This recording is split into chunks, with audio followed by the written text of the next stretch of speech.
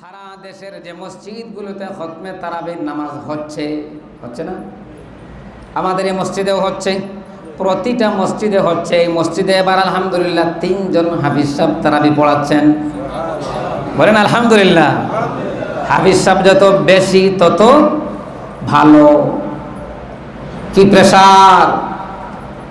যারা আপনারা হাফিজ সাহেব না তারা বুঝতেই পারবেন না তারাবি পড়ানো যে কত কঠিন, কত প্রেসার। আপনাদেরকে বুঝালেও বুঝবেন না। এই যে এত কষ্ট করেন হাফিজ সাহেবেরা, এই কষ্টটা কার জন্য করেন? তারাও কিন্তু আল্লাহর জন্য করেন। আর আপনারা যে কষ্ট করে নামাজটা পড়লেন, আপনারাও কার জন্য? তাহলে আমরা যা করব সব কিন্তু আল্লাহর জন্য। হাফিজ সাহেবরা তেলাওয়াত করেছেন, নামাজ পড়িয়েছেন, 1 মাস কষ্ট করেছেন আল্লাহর জন্য। আমরাও কষ্ট করলাম আল্লাহর জন্য। এবার যখন মাসের শেষ চলে আসবে, হাফিজ সাহেবরা যখন এবার খতম শেষ করে দিবেন, হাফিজ সাহেবদেরকে বিদায় দেওয়ার পালা যখন আসবে, আগেই বলেছিলাম রমজান যখন বিদায় দেব তখন সম্মানের সাথে না অসম্মানী করে? ও মুসলমান, ওনারা আমাদের মেহমান না? মেহমান না, 1 মাসের জন্য মেহমান। ইনারা আমাদেরকে খতমে তারাবির নামাজ পড়িয়েছেন, 1 মাস আমরা তাদেরকে সম্মান করেছি। এবার বিদায়ের বেলা সম্মান দেওয়ার দরকার আছে না নাই? এই নিয়েও সমাজে কিছু খাউজানি আছে না নাই? বলেন, এটা হলো খাউজানি, সুলকানি আছে না? আদি সব যারা ফতোয়া দেয় হাফিজ সাহেবদেরকে টাকা দেওয়া জায়েজ নয়, আমি বলবো তাহলে হাফিজ সাহেবদের পরিবার আছে না নাই? মনে হয় নাই? এদের মা বাবাও আছে না নাই? সন্তানরাও আছে না নাই? আপনি ফতোয়া দিন হাফিজ সাহেবদের টাকা দেওয়া জায়েজ না। ও ভাই আমার, আপনাকে আগে বলবো হাফিজ সাহেবের রমজানের পরিবারের দায়িত্বটা আপনি আগে নিছেননি? আপনি তো এসিওয়ালা রুম থেকে বসে বসে কথা বললেই বিল আসে, আপনার কোনো টেনশন নাই।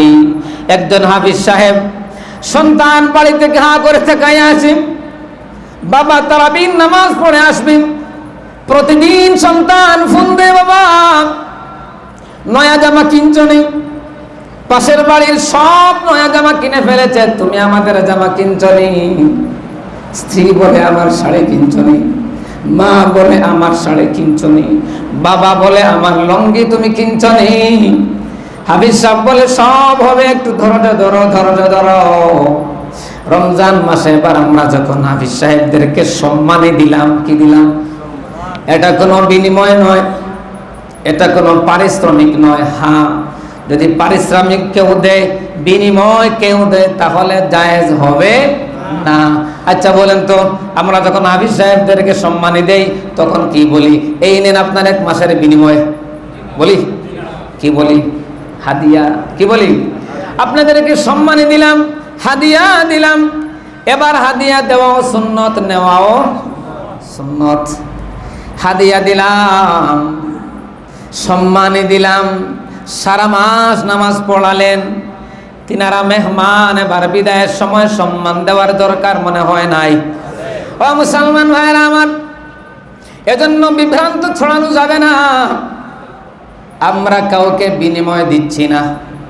আর হাফিজ সাহেবদের এই নিয়ত থাকা যাবে না যে আমি বিনিময় দিচ্ছি, কারণ কোরআনের বিনিময় পৃথিবীর কেউ দিতে পারে।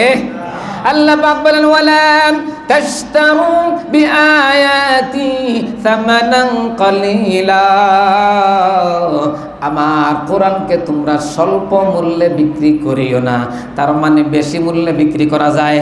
কোরআনের কোনো মূল্য পৃথিবীর কেউ দিতে পারবে না। আমরা হাফিজ সাহেবদেরকে 1 মাস তিনারা সময় দিয়েছেন, কষ্ট করেছেন। এরপরে শুধু তারাবির নামাজ পড়ান নাই, তারাবির সাথে মাঝে মধ্যে ফরজ নামাজও পড়িয়েছেন। বিতির নামাজও পড়িয়েছেন, অতএব নাজায়েজ হওয়ার কোনো কারণ নাই।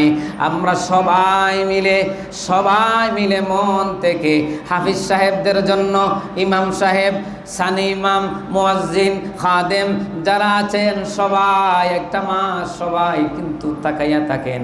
এজন্য আমরা সবার জন্য, সবাইকে খুশি করার জন্য মন থেকে সহযোগিতা করব তো ইনশাআল্লাহ। সকলে বলি পারবো তো ইনশাআল্লাহ? পারবো না ইনশাআল্লাহ? আল্লাহ যেন আমাদেরকে কবুল করেন, বলেন আমিন।